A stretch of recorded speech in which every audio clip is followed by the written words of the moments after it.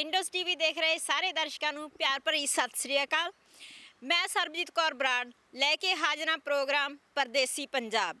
ਦੋਸਤੋ, ਅੱਜ ਇਸ ਪ੍ਰੋਗਰਾਮ ਦੇ ਤਹਿਤ ਅਸੀਂ ਤੁਹਾਨੂੰ ਮਿਲਾਵਾਂਗੇ ਪਦਮ ਸ਼ਰਮਾ ਜੀ ਦੀ ਫੈਮਿਲੀ ਦੇ ਨਾਲ। ਤੇ ਜਦੋਂ ਅੱਜ ਮੈਂ ਅੰਕਲ ਜੀ ਨੂੰ ਫੋਨ ਕੀਤਾ ਕਿ ਅਸੀਂ ਤੁਹਾਡੇ ਘਰ ਆ ਰਹੇ ਹਾਂ, ਤਾਂ ਉਹਨਾਂ ਨੇ ਦੱਸਿਆ ਕਿ ਉਹ ਸੰਡੇ ਦਾ ਦਿਨ ਹੋਣ ਕਰਕੇ ਅੱਜ ਮੰਦਿਰ ਦੇ ਵਿੱਚ ਗਏ ਹੋਏ ਹਨ। ਉਹ ਗਏ ਹਨ ਸ਼੍ਰੀ ਲక్ష్ਮੀ ਨਾਰਾਇਣ ਮੰਦਿਰ 'ਚ। ਤਾਂ ਮੈਂ ਸੋਚਿਆ ਕਿਉਂ ਨਾ ਫਿਰ ਅੱਜ ਦਾ ਪ੍ਰੋਗਰਾਮ ਮੰਦਿਰ 'ਚੋਂ ਯਾਨੀ ਕਿ ਰੱਬ ਦੇ ਘਰ 'ਚੋਂ ਸ਼ੁਰੂ ਕੀਤਾ ਜਾਵੇ। ਤਾਂ ਦੋਸਤੋ, ਪਹਿਲਾਂ ਆਪਾਂ ਤੁਹਾਨੂੰ ਦਿਖਾਵਾਂਗੇ ਮੰਦਿਰ ਦੀਆਂ ਕੁਝ ਝਲਕੀਆਂ ਤੇ ਕਰਾਂਗੇ ਅੰਕਲ ਜੀ ਦੇ ਨਾਲ ਗੱਲਬਾਤ, ਤੇ ਫਿਰ ਜਾਵਾਂਗੇ ਉਹਨਾਂ ਦੇ ਘਰ। ਆ ਜਾਓ ਫਿਰ ਮਿਲਦੇ ਹਾਂ ਅੰਕਲ ਜੀ ਨੂੰ।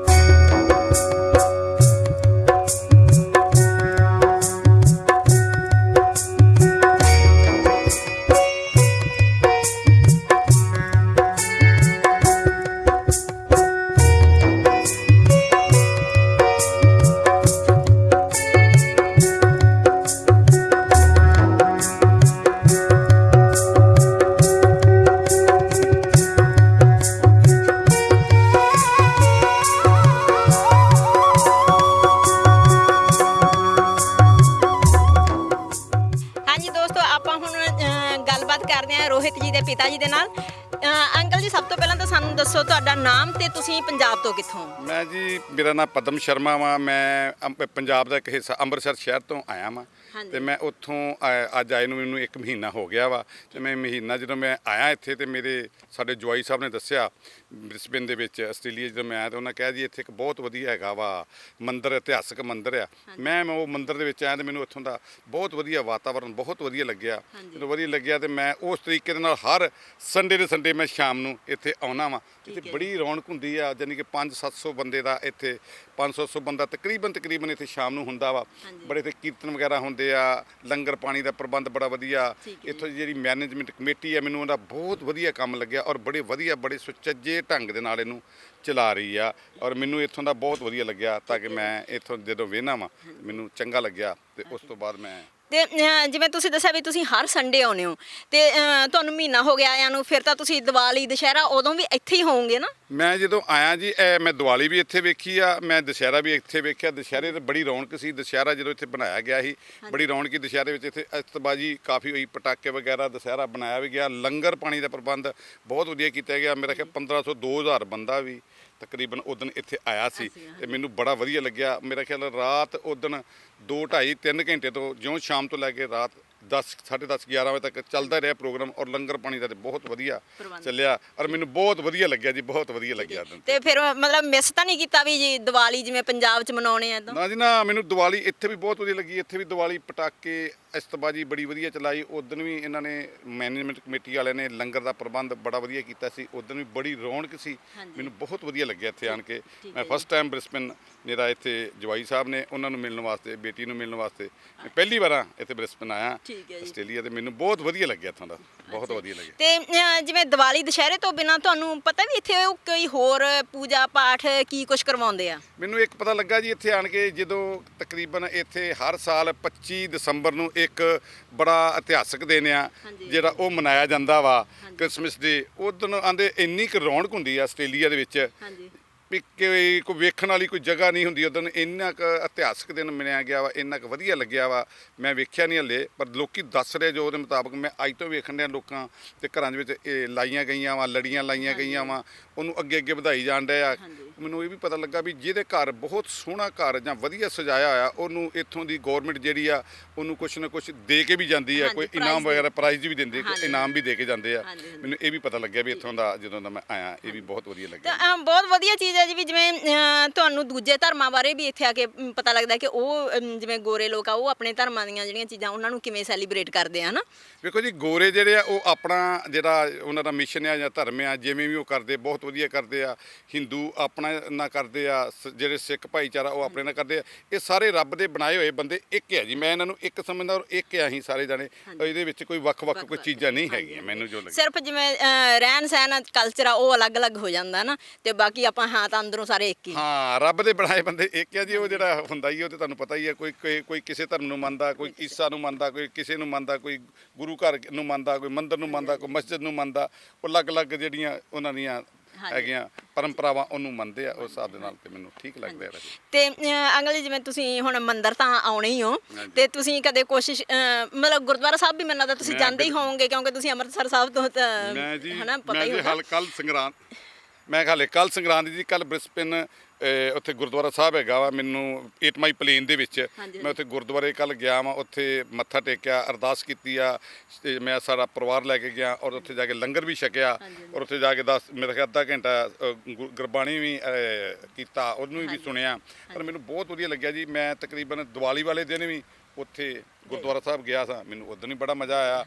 ਤੇ ਮੈਨੂੰ ਐ ਪਤਾ ਨਹੀਂ ਲੱਗ ਰਿਹਾ ਵੀ ਮੈਂ ਇੰਡੀਆ ਬੈਠਾ ਵਾਂ ਕਿ ਜਾਂ ਆਸਟ੍ਰੇਲੀਆ 'ਚ ਬੈਠਾ। ਮੈਨੂੰ ਇਵੇਂ ਦਾ ਮਾਹੌਲ ਬੜਾ ਵਧੀਆ ਲੱਗ ਰਿਹਾ ਜੀ ਇੱਥੇ। ਤੇ ਤੁਸੀਂ ਜਿਵੇਂ ਹੁਣ ਕ੍ਰਿਸਮਸ ਦੀ ਆਪਾਂ ਗੱਲ ਕੀਤੀ ਸੀ, ਤੇ ਤੁਸੀਂ ਕਦੇ ਕੋਸ਼ਿਸ਼ ਕੀਤੀ ਹੈ ਜਾਂ ਕਰੋਗੇ ਕਿ ਚਰਚ 'ਚ ਜਾ ਕੇ ਦੇਖਿਆ ਜਾਵੇ ਕਿ ਗੋਰੇ ਲੋਕ ਕਿੱਦਾਂ ਆਪਣੇ ਧਰਮ ਨੂੰ ਮਤਲਬ ਮੰਨਦੇ ਆ ਜਾਂ ਕੀ ਕਰਦੇ ਆ? ਵੇਖੋ ਜੀ, ਮੇਰੀ ਖਾਸ਼ ਹੈ, ਮੈਂ ਜ਼ਰੂਰ ਵੇਖਾਂਗਾ, ਮੈਂ ਜ਼ਰੂਰ ਜਾਵਾਂਗਾ। ਮੇਰੇ ਕੋਲ ਜੇ ਹੋ ਸਕਿਆ ਵੈਸੇ ਤੇ ਮੈਂ ਵਾਪਸ ਜਾ ਰਿਹਾ, ਜੇ ਮੇਰੇ ਕੋਲ ਬਣਿਆ ਤੇ ਮੈਂ ਜ਼ਰੂਰ ਜਾਵਾਂਗਾ ਔਰ ਮੈਂ ਵੇਖਾਂਗਾ ਇੱਥੋਂ ਦਾ ਜਿਹੜੇ 25 ਦਸੰਬਰ ਆ ਉਹ ਕਿਵੇਂ ਲੋਕੀ ਮਨਾਉਂਦੇ ਆ, ਕਿਵੇਂ ਇੰਜੋਇਮੈਂਟ ਕਰਦੇ ਆ। ਮੈਂ ਜ਼ਰੂਰ ਵੇਖਾਂਗਾ ਜੀ। ਹਾਂ, ਮੇਰੀ ਤਮੰਨਾ ਵਾ, ਵੇਖਾਂਗਾ, ਜ਼ਰੂਰ ਵੇਖਾਂਗਾ ਜੀ। ਓਕੇ, ਥੈਂਕ ਯੂ ਅੰਕਲ ਜੀ। ਤੇ ਆ ਜਾਓ ਜੀ, ਫਿਰ ਬਾਕੀ ਗੱਲਾਂ ਬਾਤਾਂ ਮੈਂ ਸੋਚਦੀ ਹੁਣ ਘਰ ਜਾ ਕੇ ਕਰਦੇ ਆ ਸਾਰੀ ਫੈਮਿਲੀ ਦੇ ਨਾਲ, ਹਨਾ? ਥੈਂਕ ਯੂ ਜੀ, ਥੈਂਕ ਯੂ ਜੀ। ਆ ਜਾਓ ਜੀ।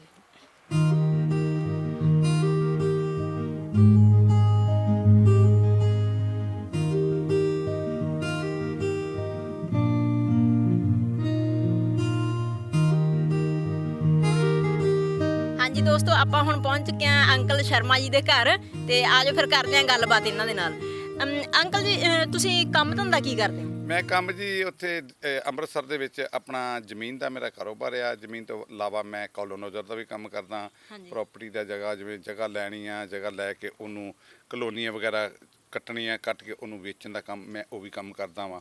ਉਸ ਜਗ੍ਹਾ ਨਾਲ ਮੈਂ ਕੋਠੀਆਂ ਕਾਠੀਆਂ ਬਣਾ ਕੇ ਵੀ ਵੇਚਣ ਦਾ ਕੰਮ ਕਰਦਾ। ਤੇ ਠੀਕ ਹੈ, ਮੇਰਾ ਕੰਮ ਬੜਾ ਵਧੀਆ, ਰੁਜ਼ਗਾਰ ਉੱਥੇ ਬੜਾ ਵਧੀਆ ਵਾ। ਮੈਨੂੰ ਬੜੀ ਉਹਦੇ ਤੇ ਤਸੱਲੀ ਹੈ ਤੇ ਬੜਾ ਵਧੀਆ ਚੱਲੀ ਜਾ ਰਿਹਾ ਜੀ। ਜਾਨੀ ਕਿ ਮੈਂ ਕਹਿ ਸਕਦੀ ਹਾਂ ਵੀ ਰੀਅਲ ਏਸਟੇਟ ਦਾ ਕੰਮ ਜਿੱਦਾਂ ਹੁੰਦਾ ਹੈ। ਹਾਂਜੀ ਹਾਂਜੀ, ਰੀਅਲ ਏਸਟੇਟ ਦਾ ਕੰਮ ਮੈਂ ਉੱਥੇ ਕਰਦਾ ਜੀ। ਠੀਕ ਹੈ। ਇੰਡੀਆ ਤੇ ਅੰਕਲ ਜੀ, ਇੱਥੇ ਅੱਜ ਕੱਲ ਨਾ ਆਸਟ੍ਰੇਲੀਆ ਦੇ ਵਿੱਚ ਤਾਂ ਇਹ ਹੈ ਕਿ ਪ੍ਰਾਪਰਟੀ ਦੇ ਵਿੱਚ ਕਾਫੀ ਮੰਦੀ ਆਈ ਹੋਈ ਹੈ, ਜਿਵੇਂ ਕਿ ਘਰ ਘਰ ਥੋੜੇ ਸਸਤੇ ਹੋਏ ਆ ਹੁਣ, ਤੇ ਇੰਡੀਆ ਦੇ ਵਿੱਚ ਫਿਰ ਕਾਰੋਬਾਰ ਕਿੱਦਾਂ ਹੈ? ਦੇਖੋ ਜੀ, ਮੈਂ ਇਹ ਸਾਰੇ ਵਰਲਡ ਦੇ ਵਿੱਚ ਹੀ ਵੇਖਣ ਡਿਆ ਵਾਂ। ਮੈਂ ਉੱਥੇ ਇੰਡੀਆ ਦੇ ਵਿੱਚ ਹੀ ਵੇਖਿਆ, ਮੈਂ ਇੱਥੇ ਵੀ ਕਿ ਮੈਨੂੰ ਤਾਂ ਐਂ ਲੱਗਦਾ ਸਾਰੇ ਜਿਵੇਂ ਵਰਲਡ ਦੇ ਵਿੱਚ ਹੀ ਨਾ ਸਾਰੇ ਬੜਾ ਪ੍ਰਾਪਰਟੀ ਦਾ ਬਹੁਤ ਮੰਦਾ ਚੱਲ ਰਿਹਾ, ਬਹੁਤ ਮੰਦਾ ਚੱਲ ਰਿਹਾ। ਮੈਂ ਵੇਖਣ ਡਿਆ, ਮੈਂ ਕਹਿੰਦਾ ਵੀ ਉੱਥੇ ਵੀ ਇਹੀ ਹਾਲ ਆ ਤੇ ਇੱਥੇ ਵੀ ਇਹ ਹਾਲ ਆ। ਪਤਾ ਨਹੀਂ ਕਿੱਦਾਂ ਦਾ, ਕਦੋਂ ਥੋੜ੍ਹਾ ਜਿਹਾ ਇਹਦੇ ਵਿੱਚ ਤਬਦੀਲੀ ਆਊਗੀ, ਆਉਣੀ ਚਾਹੀਦੀ ਹੈ। ਵੈਸੇ ਕਾਫੀ ਟਾਈਮ ਤੋਂ ਨਾ ਇਹ ਬੜਾ ਚੱਲਣ ਡਿਆ ਵਾ। ਮੇਰੇ ਬਾਹਰ ਦੋਸਤ ਆ, ਕੈਨੇਡਾ, ਅਮਰੀਕਾ ਵਗੈਰਾ ਵੀ ਹੈਗੇ, ਉਹਨਾਂ ਦੇ ਵੀ ਮੈਨੂੰ ਫੋਨ ਆਉਂਦੇ ਆ ਤੇ ਉਹ ਵੀ ਕਹਿੰਦੇ ਜੀ ਬੜਾ ਮੰਦਾ, ਬਹੁਤ ਮੰਦਾ। ਤੇ ਸਾਡੇ ਇੰਡੀਆ ਦੇ ਵਿੱਚ ਵੀ ਇਹੀ ਹਾਲ ਹੈ ਜੀ, ਬਹੁਤ ਮੰਦਾ। ਤੇ ਕਾਰਨ ਕੀ ਸਮਝਦੇ ਹੋ ਤੁਸੀਂ ਇਹਦਾ? ਇਹ ਕਾਰਨ ਇਹਦਾ ਇਹ ਹੀ ਹੈ ਜੀ, ਇਹ ਜਿਹੜੀਆਂ ਕੋਈ ਐਵੇਂ ਦੀਆਂ ਜਿੱਦਾਂ ਕੋਈ ਪਿਛਲੀਆਂ ਸਰਕਾਰਾਂ ਦੇ ਕੋਈ ਘਾਟੇ ਵਾਧੇ ਆ, ਉਹਦੇ ਕਰਕੇ ਹੀ ਆ। ਜਿਵੇਂ ਆ ਇੱਕ ਪਿੱਛੇ ਜੇ ਸਾਡੇ ਇੰਡੀਆ ਦੇ ਵਿੱਚ ਚੱਲ ਪਿਆ ਸੀ ਇਹਦਾ ਕੀ ਉਹਨੂੰ ਕਹਿੰਦੇ ਜੀ, ਪੈਸਿਆਂ ਦਾ ਸਿਸਟਮ ਜਿਹੜਾ ਚੇਂਜ ਹੋ ਗਈ, ਮਨੀ ਵਗੈਰਾ, ਤੇ ਉਹਦੇ ਕਰਕੇ ਵੀ ਕਾਫੀ ਇਹਦੇ ਤੇ ਅਸਰ ਪਿਆ ਸਾਡੇ ਇੰਡੀਆ ਦੇ ਵਿੱਚ। ਉਹਦੇ ਕਰਕੇ ਵੀ ਕਾਫੀ ਅਸਰ ਪਿਆ ਵਾ। ਇਹਦੇ ਕਰਕੇ ਮੈਨੂੰ ਸਾਰੇ ਇੰਡੀਆ ਵਰਲਡ 'ਚ ਹੀ ਲੱਗ ਰਿਹਾ ਵਾ ਕਿ ਬਹੁਤ ਮੰਦਾ ਜਿਹਾ ਚੱਲ ਰਿਹਾ। ਪਤਾ ਨਹੀਂ ਕੀ ਕਾਰਨ ਕੀ ਆ। ਸਰਕਾਰਾਂ ਦੇ ਕੰਮ ਆ, ਸਰਕਾਰਾਂ ਪਤਾ ਨਹੀਂ ਕਿਵੇਂ ਕਰਦੀਆਂ, ਕਿਵੇਂ ਨਹੀਂ ਕਰਦੀਆਂ। ਉਹਦੇ ਨਾਲ ਅਕਸਰ ਸਹੀ ਸਾਰੇ। ਸਹੀ ਗੱਲ ਜੀ। ਸਰਕਾਰ ਦੇ ਆਧਾਰ ਤੇ ਸਾਰਾ ਦੇਸ਼ ਚੱਲਦਾ, ਯਾਨੀ ਕਿ ਜੇ ਸਰਕਾਰ ਵਧੀਆ ਹੋਊਗੀ ਤਾਂ ਦੇਸ਼ ਵੀ ਤਰੱਕੀ ਕਰੂਗਾ, ਤਰੱਕੀ ਤੇ ਖੁਸ਼ਹਾਲੀ ਹੋਏਗੀ। ਜੇ ਸਰਕਾਰ ਵਧੀਆ ਚੱਲੇਗੀ ਤੇ ਦੇਸ਼ ਵੀ ਤਰੱਕੀ, ਖੁਸ਼ਹਾਲੀ ਤੇ ਚੰਗੇ ਰਾਹ ਤੇ ਚੱਲੇਗਾ। ਤੇ ਜੇਕਰ ਨਹੀਂ, ਦੇਸ਼ ਨਹੀਂ ਠੀਕ ਢੰਗ ਨਾਲ ਚਲਾ ਰਿਹਾ, ਸਿਸਟਮ ਨਹੀਂ ਠੀਕ ਢੰਗ ਨਾਲ ਚਲਾ ਰਿਹਾ, ਤੇ ਫਿਰ ਉਹਦੇ ਵਿੱਚ ਕੋਈ ਖੁਸ਼ਹਾਲੀ ਵਾਲੀ ਗੱਲ ਨਹੀਂ ਹੋਏਗੀ। ਉਹਦੇ ਵਿੱਚ ਕੋਈ ਥੋੜ੍ਹਾ ਜਿਹਾ ਡਾਊਨਫਾਲ ਹੀ ਜਾਏਗਾ, ਕੋਈ ਤਰੱਕੀ ਵਾਲਾ ਰਾਹ ਨਹੀਂ ਲੱਭੇਗਾ, ਜੋ ਮੈਨੂੰ ਨਜ਼ਰ ਆ ਰਿਹਾ। ਤੇ ਜਿਵੇਂ ਆਪਾਂ ਗੱਲ ਕੀਤੀ ਵੀ ਇੰਡੀਆ 'ਚ ਵੀ ਮੰਦਾ ਹੋ ਰਿਹਾ, ਇੱਥੇ ਵੀ ਮੰਦਾ ਹੋ ਰਿਹਾ, ਪਰ ਫਿਰ ਵੀ ਮਤਲਬ ਜਿਹੜੇ ਇੰਡੀਆ ਤੋਂ ਬੱਚੇ ਆ ਬਹੁਤ ਸਾਰੇ ਬਾਹਰਲੇ ਦੇਸ਼ਾਂ ਨੂੰ ਆ ਰਹੇ ਆ, ਇਹਦਾ ਫਿਰ ਤੁਸੀਂ ਕਾਰਨ ਕੀ ਮੰਨਦੇ ਹੋ? ਇੱਕ ਰੁਝਾਨ ਹੀ ਬਣਿਆ ਜੇ ਮੈਡਮ ਜੀ, ਇੱਕ ਰੁਝਾਨ ਹੀ ਬਣਿਆ। ਜਿਹੜਾ ਵੀ ਬੱਚਾ ਇੰਡੀਆ ਦੇ ਵਿੱਚ, ਵੇਖੋ ਜੀ, ਉੱਥੋਂ ਦਾ ਵਾਤਾਵਰਨ, ਉੱਥੋਂ ਦੀ ਜੋ ਵੀ ਹੈਗਾ ਸਿਸਟਮ, ਮਿੱਟੀ ਘੱਟਾ ਪ੍ਰਦੂਸ਼ਣ ਬਹੁਤ ਜ਼ਿਆਦਾ, ਉਹ ਆਪਾਂ ਇਹਦੇ ਨਾਲ ਨਹੀਂ ਕਰ ਸਕਦੇ। ਜੋ ਇੱਥੋਂ ਦਾ ਮੈਂ ਆਣ ਕੇ ਵੇਖਿਆ ਵਾ, ਇੱਥੇ ਗ੍ਰੀਨਰੀ ਆ ਬਹੁਤ ਵਧੀਆ, ਇੱਥੋਂ ਦਾ ਸਿਸਟਮ ਮੈਨੂੰ ਲੱਗਿਆ ਵਾ। ਇੰਡੀਆ ਦਾ ਔਰ ਇੱਥੋਂ ਦਾ ਬੜਾ ਫਰਕ ਹੈਗਾ। ਇਸ ਕਰਕੇ ਲੋਕੀ ਅੱਜ ਕੱਲ੍ਹ ਬੱਚੇ ਲੋਕੀ ਕਹਿੰਦੇ ਜੀ ਆਪਾਂ ਬਾਹਰ ਇੱਕ ਟ੍ਰੈਂਡ ਹੀ ਬਣ ਚੁੱਕਿਆ ਵਾ ਵੀ ਸਾਰਾ ਇੰਡੀਆ ਜਿਹੜਾ ਭੱਜਾ ਜਾਂਦਾ ਜੀ, ਯੂਰਪ ਨੂੰ ਭੱਜਿਆ ਜਾਂਦਾ, ਵਿਦੇਸ਼ਾਂ ਨੂੰ ਭੱਜਿਆ ਜਾਂਦਾ ਵੀ ਪੜ੍ਹਾਈਏ ਬੱਚੇ ਤੇ ਆਪਣੇ ਸਾਰੇ ਬੱਚੇ ਬਾਹਰ ਭੇਜੀਏ, ਉੱਥੇ ਸੁਖੀ ਬੱਚੇ ਰਹਿਣ, ਸੁਖੀ ਵਾਤਾਵਰਨ ਤੋਂ ਬਚਣ। ਅੱਛਾ ਵਾਤਾਵਰਨ ਆ, ਪ੍ਰਦੂਸ਼ਣ ਠੀਕ ਆ, ਮਿੱਟੀ ਘੱਟੇ ਤੋਂ, ਇਹਨਾਂ ਚੀਜ਼ਾਂ ਤੋਂ ਕਾਫੀ ਰਾਹਤ ਮਿਲਦੀ ਆ। ਲੋਕੀ ਜਿਹੜੇ ਜ਼ਿਆਦਾ ਉਧਰ ਨੂੰ ਬਾਹਰ ਨੂੰ ਭੱਜਦੇ ਆ, ਮੈਂ ਇਹ ਵੇਖਿਆ ਆਣ ਕੇ। ਜਿੱਦਾਂ ਮੈਂ ਹੁਣ ਮੈਲਬੌਰਨ ਜਾ ਕੇ ਆਇਆ ਵਾਂ, ਮੈਂ ਉੱਥੇ ਵੀ ਕਾਫੀ ਮੇਰੇ ਰਿਸ਼ਤੇਦਾਰ ਉੱਥੇ ਵੀ ਕਾਫੀ ਦਿਨ ਮੈਂ ਲਾ ਕੇ ਆਇਆ। ਉੱਥੇ ਦਾ ਮੈਂ ਵੇਖਿਆ ਵੀ ਉੱਥੇ ਥੋੜ੍ਹਾ ਇੱਥੋਂ ਨਾਲੋਂ ਵੈਦਰ ਜਿਹੜਾ ਵਾ ਉੱਥੇ ਥੋੜ੍ਹਾ ਜਿਹਾ ਠੰਡਾ ਵਾ, ਜਾਂ ਇੱਥੇ ਥੋੜ੍ਹਾ ਜਿਹਾ ਮੈਨੂੰ ਗਰਮ ਲੱਗਿਆ, ਉੱਥੇ ਥੋੜ੍ਹਾ ਠੰਡਾ ਲੱਗਿਆ। ਉੱਥੋਂ ਦਾ ਵੈਦਰ ਦਾ ਔਰ ਇੱਥੋਂ ਦੇ ਵੈਦਰ ਦਾ ਕਾਫੀ ਫਰਕ ਲੱਗਿਆ ਮੈਨੂੰ। ਬਾਕੀ ਠੀਕ ਹੈ, ਇਹ ਵੀ ਠੀਕ ਹੈ, ਉਹ ਵੀ ਠੀਕ ਹੈ, ਸਾਰੇ ਬੜੇ ਵਧੀਆ ਵਾ, ਮੈਨੂੰ ਚੰਗੇ ਲੱਗੇ। ਕਿਉਂਕਿ ਜਦੋਂ ਕਾਨੂੰਨ ਸਾਰੇ ਥਾਂ ਵਧੀਆ, ਤਾਂ ਮੈਨੂੰ ਲੱਗਦਾ ਇਸੇ ਕਰਕੇ ਇੱਥੇ ਤਾਂ ਕੋਈ ਬਹੁਤਾ ਫਰਕ ਨਹੀਂ ਲੱਗਦਾ ਵੀ ਤੁਸੀਂ ਕਿਹੜੇ ਸਿਟੀ ਦੇ ਵਿੱਚ ਰਹਿੰਦੇ ਹੋ, ਹਨਾ। ਨਾ ਆਸਟ੍ਰੇਲੀਆ ਦੇ ਜਿਵੇਂ 5-6 ਸ਼ਹਿਰ ਵੱਡੇ ਸ਼ਹਿਰ ਆ, ਇੱਕੋ ਹੀ ਆ। ਜਿਵੇਂ ਹੋ ਗਿਆ ਆਪਣਾ ਐਡੀਲੇਟ ਹੋ ਗਿਆ, ਬ੍ਰਿਸਬਨ ਹੋ ਗਿਆ, ਪਰਥ ਹੋ ਗਿਆ, ਮੈਲਬੌਰਨ ਹੋ ਗਿਆ, ਇੱਕੋ ਹੀ ਆ। ਬਾਕੀ ਠੀਕ ਆ, ਬੜਾ ਵਧੀਆ ਲੱਗ ਰਿਹਾ ਮੈਨੂੰ ਇੱਥੇ, ਸਾਰਿਆਂ ਦੇ ਵਿੱਚ ਇੱਕੋ ਜਿਹਾ ਹੀ ਤੇ ਅੰਕਲ ਜੀ, ਤੁਸੀਂ ਮੈਨੂੰ ਆਪਣੇ ਬੱਚਿਆਂ ਬਾਰੇ ਦੱਸੋਗੇ ਥੋੜਾ ਜਿਹਾ ਵੀ ਉਹ ਕਿੱਥੇ ਸੈਟਲ ਹੈ, ਕੀ ਕਰ ਰਹੇ ਅੱਜ ਕੱਲ੍ਹ? ਮੇਰੇ ਵੇਖੋ ਜੀ, ਮੇਰੀਆਂ 2 ਬੇਟੀਆਂ ਵਾ, ਇੱਕ ਵੱਡਾ ਬੇਟਾ ਵਾ, 2 ਬੇਟੀਆਂ ਵਾ। ਬੇਟਾ ਵੀ ਉਹਦੀ ਵੀ ਮੈਰਿਜ ਹੋਈ ਆ, ਉਹਦੀ ਗੜੀ ਬੱਚੀ ਵੀ ਆ, ਤੇ ਉਹ ਤੇ ਖੈਰ ਇੰਡੀਆ ਹੀ ਆ। ਤੇ ਜਿਹੜੀ ਮੇਰੀਆਂ ਬੇਟੀ ਆ, ਜਿਹੜੀ ਵੱਡੀ ਬੇਟੀ ਆ, ਉਹ ਵੀ ਉੱਥੇ ਲੋਕਲ ਅੰਮ੍ਰਿਤਸਰ ਵਿਆਹੀ ਹੋਈ ਸੀ, ਉਹ ਅੱਜ ਕੱਲ੍ਹ ਦੁਬਈ ਸੈਟਲ ਆ। ਤੇ ਜਿਹੜੀ ਮੇਰੀ ਛੋਟੀ ਬੇਟੀ ਆ, ਇਹ ਗੁਰਦਾਸਪੁਰ ਦੇ ਇਲਾਕੇ ਮੁਕੇਰੀਆਂ ਵਿਆਹੀ ਹੋਈ ਸੀ, ਉੱਥੇ ਹੀ ਉਹ ਆਸਟ੍ਰੇਲੀਆ 'ਚ ਸੈਟਲ ਆ। ਤੇ ਉਹਨਾਂ ਦੇ ਕੋਲ ਹੀ ਉਹਨਾਂ ਨੇ ਬੇਟੀ ਨੇ ਔਰ ਸਾਡੇ ਜਵਾਈ ਸਾਹਿਬ ਨੇ ਮੈਨੂੰ ਬੁਲਾਇਆ ਸੀ, ਤੇ ਮੈਂ ਅੱਜ ਬ੍ਰਿਸਬਨ ਉਹਨਾਂ ਦੀ ਬਦੌਲਤ ਇੱਥੇ ਪਹੁੰਚਿਆ ਵਾਂ। ਤੇ ਮੈਂ ਇੱਥੋਂ ਦਾ ਵੇਖਿਆ ਮਾਹੌਲ ਬੜਾ ਵਧੀਆ ਲੱਗਿਆ ਮੈਨੂੰ, ਤੇ ਮੈਂ ਉਹਨਾਂ ਦੇ ਕਰਕੇ ਹੀ ਇੱਥੇ ਆਸਟ੍ਰੇਲੀਆ ਵੇਖਿਆ, ਮੈਂ ਆਸਟ੍ਰੇਲੀਆ 'ਚ ਪਹੁੰਚਿਆ ਆ। ਮੈਨੂੰ ਲੱਗ ਰਿਹਾ ਵੀ ਹੁਣ ਇੱਥੇ ਬਾਹਰ ਧੁੱਪ ਜਿਹੀ ਹੋ ਗਈ ਆ, ਤੇ ਥੋੜਾ ਜਿਹਾ ਅੰਦਰ ਬਹਿ ਕੇ ਨਾ ਕਰ ਲਈਏ, ਅੰਦਰ ਬੈਠਾਂਗੇ ਤੇ ਥੋੜਾ ਜਿਹਾ ਠੀਕ ਰਹੇਗਾ। ਹੁਣ ਗਰਮੀ ਦਾ ਥੋੜਾ ਜਿਹਾ ਮਾਹੌਲ ਜਾਂ ਸੂਰਜ ਦੀ ਜਿਹੜੀ ਆ ਤੇਜ਼ ਹੋ ਗਈ ਆ ਧੁੱਪ, ਤੇ ਮੈਂ ਠੀਕ ਹੈ ਜੀ। ਨਾਲੇ ਮੇਰੇ ਖਿਆਲ 'ਚ ਫਿਰ ਆਪਾਂ ਆਂਟੀ ਨਾਲ ਵੀ ਥੋੜੀ ਬਹੁਤੀ ਗੱਲਬਾਤ ਕਰ ਲਈਏ ਨਾ। ਮੈਂ ਕਹਿੰਦਾ ਮੈਡਮ ਜੀ ਤੁਸੀਂ ਆਪਾਂ 2 ਮਿੰਟ ਅੰਦਰ ਚੱਲੀਏ, ਜ਼ਿਆਦਾ ਬੈਟਰ ਰਹੇ। ਠੀਕ ਹੈ। ਸਤਿ ਸ਼੍ਰੀ ਅਕਾਲ ਜੀ। ਸਤਿ ਸ਼੍ਰੀ ਅਕਾਲ ਜੀ। ਆਂਟੀ ਜੀ, ਤੁਸੀਂ ਆਸਟ੍ਰੇਲੀਆ ਪਹਿਲੀ ਵਾਰੀ ਆਏ ਹੋ? ਹਾਂਜੀ, ਪਹਿਲੀ ਵਾਰ ਆਏ ਜੀ। ਠੀਕ ਹੈ ਜੀ। ਤੇ ਮੈਂ ਫਿਰ ਜਹਾਜ਼ ਦਾ ਜਿਹੜਾ ਸਫ਼ਰ ਹੈ ਤੁਹਾਡਾ ਕਿਵੇਂ ਰਿਹਾ ਉਹ? ਮੇਰਾ ਸਫ਼ਰ ਬਹੁਤ ਵਧੀਆ ਰਿਹਾ ਜੀ। ਹਾਂਜੀ। ਤੇ ਖਾਣ ਪੀਣ ਦੀ ਕੋਈ ਦਿੱਕਤ ਤਾਂ ਨਹੀਂ ਆਈ? ਨਹੀਂ ਜੀ, ਕੋਈ ਦਿੱਕਤ ਨਹੀਂ ਆਈ ਜੀ। ਠੀਕ ਹੈ ਜੀ। ਤੇ ਪਹਿਲੀ ਵਾਰੀ ਚੜੇ ਸੀ ਜਹਾਜ਼ ਤੇ ਫਿਰ? ਨਹੀਂ ਜੀ। ਹਾਂਜੀ। ਮੈਂ ਅੱਗੇ ਵੀ ਗਈ ਸੀ। ਕਿੱਥੇ ਗਏ ਸੀ ਫਿਰ? ਮੈਂ ਦੁਬਈ ਗਈ ਸੀ। ਅੱਛਾ, ਦੁਬਈ ਜਿਹੜੀ ਤੁਹਾਡੀ ਦੂਜੀ ਬੇਟੀ ਆ ਉਹਨਾਂ ਕੋਲੇ? ਹਾਂਜੀ ਹਾਂਜੀ। ਠੀਕ ਹੈ ਜੀ। ਤੇ ਫਿਰ ਤਾਂ ਤੁਸੀਂ ਸਾਨੂੰ ਦੱਸ ਸਕਦੇ ਹੋ ਕਿ ਦੁਬਈ ਤੇ ਆਸਟ੍ਰੇਲੀਆ 'ਚ ਤੁਹਾਨੂੰ ਕੀ ਫਰਕ ਲੱਗਿਆ? ਫਰਕ ਤੇ ਕੋਈ ਖਾਸ ਨਹੀਂ ਹੈਗਾ, ਉੱਥੇ ਜ਼ਿਆਦਾ ਗਰਮੀ ਹੈਗੀ ਆ, ਇੱਥੇ ਥੋੜਾ ਜਿਹਾ ਫਰਕ, ਮੌਸਮ ਦਾ ਫਰਕ ਹੈਗਾ ਜੀ। ਹਾਂਜੀ। ਤੇ ਹੋਰ ਕੋਈ ਰਹਿਣ ਸਹਿਣ ਦਾ ਕਿ ਇੱਥੋਂ ਵਾਂਗੂ ਹੀ ਹੈ? ਨਹੀਂ, ਇੱਥੋਂ ਵਾਂਗੂ ਹੀ ਹੈ, ਕੋਈ ਫਰਕ ਨਹੀਂ ਹੈ। ਜਿਵੇਂ ਕਿ ਉਹ ਇੱਕ ਮੁਸਲਿਮ ਕੰਟਰੀ ਹੈ, ਉਸ ਹਿਸਾਬ ਨਾਲ ਉੱਥੇ ਦਾ ਕੋਈ ਰਹਿਣ ਸਹਿਣ ਡਿਫਰੈਂਟ ਨਹੀਂ ਗਾ ਇੱਥੋਂ ਨਾਲੋਂ? ਇਸ ਤਰ੍ਹਾਂ ਵੀ ਇੱਥੇ ਤੇ ਬੇਟੀਆਂ ਕੰਮ ਕਰਦੀਆਂ ਵਾ, ਤੇ ਉੱਥੇ ਨਹੀਂ ਕਰਦੀਆਂ। ਠੀਕ ਹੈ ਜੀ। ਹਾਂਜੀ, ਜਿਵੇਂ ਕਿ ਉੱਥੇ ਲੇਡੀਜ਼ ਹੈ ਜਿਹੜੀਆਂ ਉਹ ਜ਼ਿਆਦਾਤਰ ਘਰਾਂ 'ਚ ਹੀ ਰਹਿੰਦੀਆਂ ਨਾ? ਹਾਂਜੀ। ਤੇ ਤੁਹਾਡੀ ਬੇਟੀ ਕਰਦੀ ਹੈ ਕੰਮ ਉੱਥੋਂ? ਨਹੀਂ ਜੀ, ਮੇਰੀ ਬੇਟੀ ਨਹੀਂ ਕਰਦੀ। ਹਾਂਜੀ, ਉਹ ਜੌਬ ਨਹੀਂ ਕਰਦੀ। ਠੀਕ ਹੈ ਜੀ। ਹਾਂਜੀ। ਤੇ ਵੈਸੇ ਕੋਈ ਬਿਲਡਿੰਗਸ ਵਗੈਰਾ ਦਾ ਵੀ, ਜਿਵੇਂ ਹੁਣ ਉਹ ਤਾਂ ਬਹੁਤ ਮਾਡਰਨ ਕੰਟਰੀ ਆ ਨਾ, ਤਾਂ ਉਹਨਾਂ ਦਾ ਕੋਈ ਫਰਕ ਲੱਗਿਆ ਹੋਵੇ? ਉੱਥੇ ਵੀ ਬਹੁਤ ਉੱਚੀਆਂ ਬਿਲਡਿੰਗਾਂ ਹੈਗੀਆਂ, ਬਹੁਤ ਵਧੀਆ ਹੈਗੀਆਂ। ਹਾਂਜੀ। ਤਾਂ ਪਰ ਕੀ ਇੱਥੋਂ ਵਾਂਗੂ ਹੀ ਖੁੱਲਾ ਹੈ ਸਾਰਾ ਜਾਂ? ਹਾਂਜੀ, ਇੱਥੋਂ ਵਾਂਗੂ ਹੀ ਹੈ। ਠੀਕ ਹੈ ਜੀ। ਤੇ ਇੱਥੇ ਜਦੋਂ ਹੁਣ ਤੁਸੀਂ ਆਏ ਹੋ, ਫਿਰ ਇੱਥੇ ਆ ਕੇ ਤੁਸੀਂ ਘੁੰਮਣ ਫਿਰਨ ਕਿਤੇ ਗਏ ਹੋ? ਹਾਂਜੀ। ਕਿੱਥੇ ਜਾ ਕੇ ਆਏ ਹੋ? ਬਹੁਤ ਜਗ੍ਹਾ ਗਏ ਆ। ਹਾਂਜੀ। ਤਾਂ ਜਗ੍ਹਾ ਦਾ ਨਾਮ ਅੰਕਲ ਤੁਸੀਂ ਦੱਸ ਸਕਦੇ ਹੋ ਸਾਨੂੰ? ਹਾਂਜੀ, ਬਿਲਕੁਲ ਦੱਸ ਸਕਦਾ ਜੀ। ਮੈਂ ਹੁਣ ਥੋੜੇ ਦਿਨ ਹੋਏ ਜੀ, ਪਿਛਲੇ ਹਫਤੇ ਮਤਲਬ ਕਿ 10 ਕੁ ਦਿਨ ਹੋਏ ਆ, ਏਅਰਪੋਰਟ 10 ਕੁ ਦਿਨ ਹੋਏ, ਉਦੋਂ ਅਸੀਂ ਮੈਲਬੌਰਨ ਗਏ ਸੀ। ਮੈਲਬੌਰਨ ਕਾਫੀ ਦਿਨ ਉੱਥੇ 10 ਦਿਨ ਉੱਥੇ ਮੈਲਬੌਰਨ ਲਾ ਕੇ ਆਏ। ਮੈਲਬੌਰਨ ਤੋਂ ਬਾਅਦ ਅਸੀਂ ਸਿਡਨੀ ਵੀ ਜਾ ਕੇ ਆਏ ਹਾਂ। ਸਿਡਨੀ ਤੋਂ ਬਾਅਦ ਅਸੀਂ ਐਡੀਲੇਟ ਵੀ ਗਏ ਹਾਂ। ਅਸੀਂ ਹਫਤਾ ਸਾਰੇ ਘੁੰਮ ਕੇ ਆਏ ਇਹਨਾਂ 3-4 ਸ਼ਹਿਰਾਂ ਦੇ ਵਿੱਚ ਘੁੰਮ ਕੇ ਫਿਰ ਵਾਪਸ ਅਸੀਂ ਹੁਣ ਬ੍ਰਿਸਬਨ ਆ ਗਏ ਹਾਂ। ਤੇ ਬ੍ਰਿਸਬਨ ਦੇ ਵਿੱਚ ਵੀ ਅਸੀਂ ਬੈਂਕ ਗਏ, ਸਾਊਥ ਬੈਂਕ ਵੀ ਗਏ ਆ। ਹੋਰ ਕਾਫੀ ਚੀਜ਼ਾਂ, ਇੱਕ ਬੜੀ ਉੱਚੀ ਇੱਕ ਹੈਗੀ ਆ ਪਹਾੜੀ ਜੀ, ਮੈਨੂੰ ਉਹਦਾ ਖੈਰ ਨਾਂ ਨਹੀਂ ਯਾਦ ਹੈਗਾ, ਮਾਊਂਟ ਗੁੱਥਾ ਜਾਂ ਐਵੇਂ ਦਾ ਕੋਈ ਨਾਂ ਆ। ਉਹ ਬੜੀ ਉੱਚੀ ਜੀ ਹੈਗੀ, ਬੜੀ ਹਾਈਟ ਤੇ ਹੈਗੀ ਆ।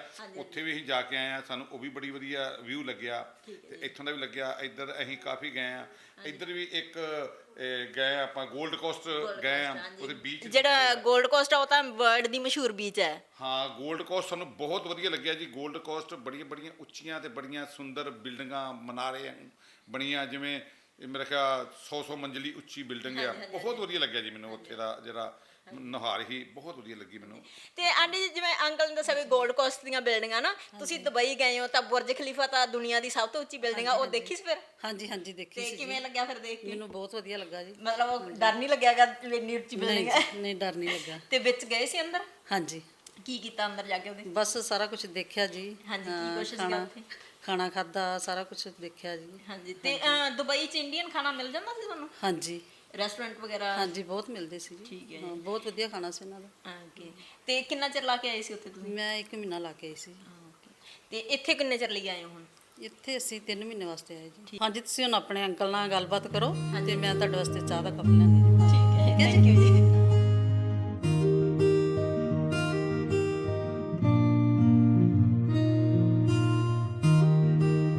ਜਿਵੇਂ ਅੰਕਲ ਜੀ ਤੁਸੀਂ ਜਾਂ ਆਂਟੀ ਜੀ ਨੇ ਸਾਨੂੰ ਦੱਸਿਆ ਕਿ ਤੁਸੀਂ ਮੈਲਬੌਰਨ ਗਏ, ਐਡੀਲੇਡ ਵਗੈਰਾ ਗਏ ਹੈ ਨਾ, ਮੇਨ ਸਿਟੀਆਂ ਦੇ ਵਿੱਚ, ਤਾਂ ਇਹ ਜਿਵੇਂ ਤੁਸੀਂ ਉੱਥੋਂ ਖੇਤੀਬਾੜੀ ਨਾਲ ਸੰਬੰਧਿਤ ਹੋ, ਤਾਂ ਆਸਟ੍ਰੇਲੀਆ ਦੇ ਵਿੱਚ ਵੀ ਜਿਹੜਾ ਮੇਨ ਕਿੱਤਾ ਹੈ ਨਾ ਉਹ ਖੇਤੀਬਾੜੀ ਹੈ, ਕਿ ਬਹੁਤ ਸਾਰੇ ਲੋਕ ਖੇਤੀਬਾੜੀ ਕਰਦੇ ਆ। ਤੁਸੀਂ ਖੇਤ ਵਗੈਰਾ ਦੇਖ ਕੇ ਆਏ ਹੋ ਇੱਥੋਂ? ਹਾਂ ਬਿਲਕੁਲ, ਮੈਂ ਦੇਖ ਕੇ ਆਇਆ ਜੀ। ਮੈਂ ਮੈਲਬੌਰਨ ਗਿਆ ਹਾਂ। ਮੈਲਬੌਰਨ ਤੋਂ ਅਗਲੇ ਬੰਨੇ ਮੈਂ ਕਾਫੀ ਕੋਈ 100 ਕਿਲੋਮੀਟਰ ਦੂਰੀ ਤੇ ਇੱਕ ਜਗ੍ਹਾ ਵਾ ਜਿੱਥੇ ਕੁਝ ਉੱਥੇ ਸੋਨਾ ਵਗੈਰਾ ਛਾਣਦੇ ਆ ਜਾਂ ਕੱਢਦੇ ਆ।